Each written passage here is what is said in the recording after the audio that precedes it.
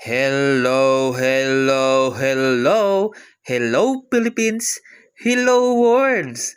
Panibagong buhay, panibagong pag-asa. Ito po si Kalabs TV Vlogs na sa inyo'y bumabati. Charot! Diyos ko puro di. This is it, this is it, this is it. Panset! Eto na siya. Yung pwesto. Excited na akong makuha. Eto na mga kalabs. Excited na akong makuha. Actually, malaki siya. At murang-mura ang upa rito. Maraming salamat sa nagpahiram sa akin ng pang-rent. Hiram po ito ha. Hindi po ito bigay. Charot. Hindi po. Ito ay kusang loob po. Ayaw papanggit po ng pangalan. Mas maganda raw kasi ang tumutulong kaysa ikaw ang tulungan.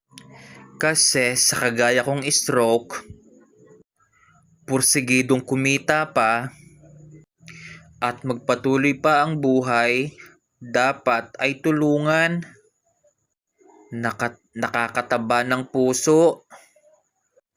Marami po palang naantig sa mga vlog ko. At ang lahat ng kwento ko ay totoo.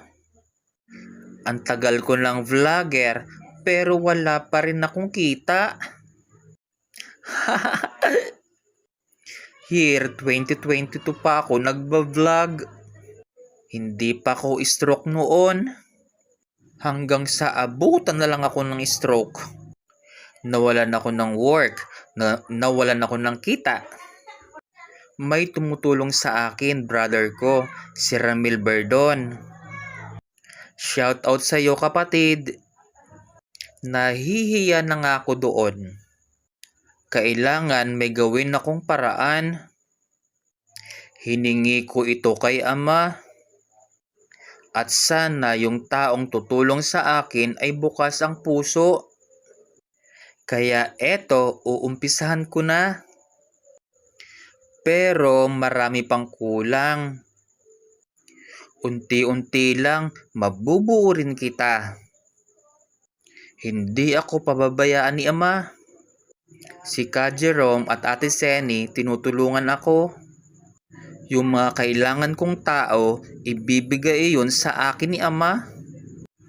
Walang imposible kapag si Ama ang gumawa. Sabi nga, hindi lahat ng mahirap sa buhay ay hindi pinagpapala. Karamihan ay sinusubok lamang upang ihanda sa napakasaganang biyaya.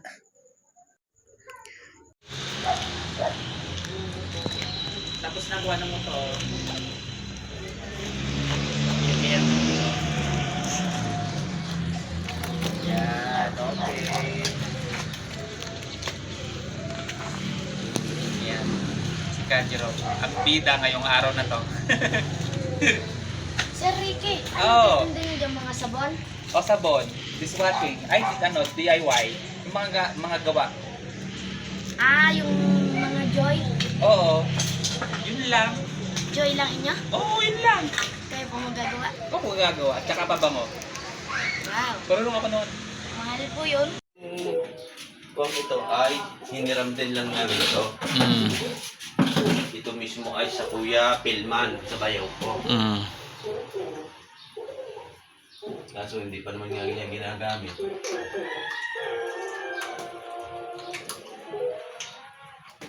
Dating garahe ito ng owner nila, Seni. Yung misis. Dati siyang garahe.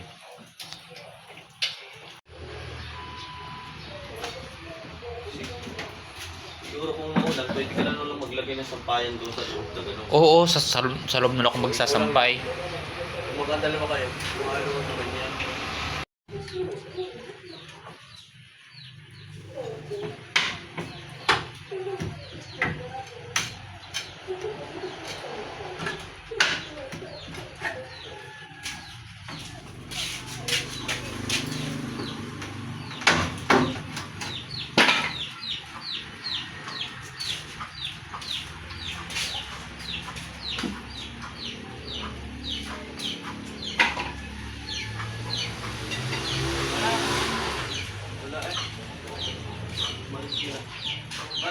Galing natin sila sa kuwas na may kema.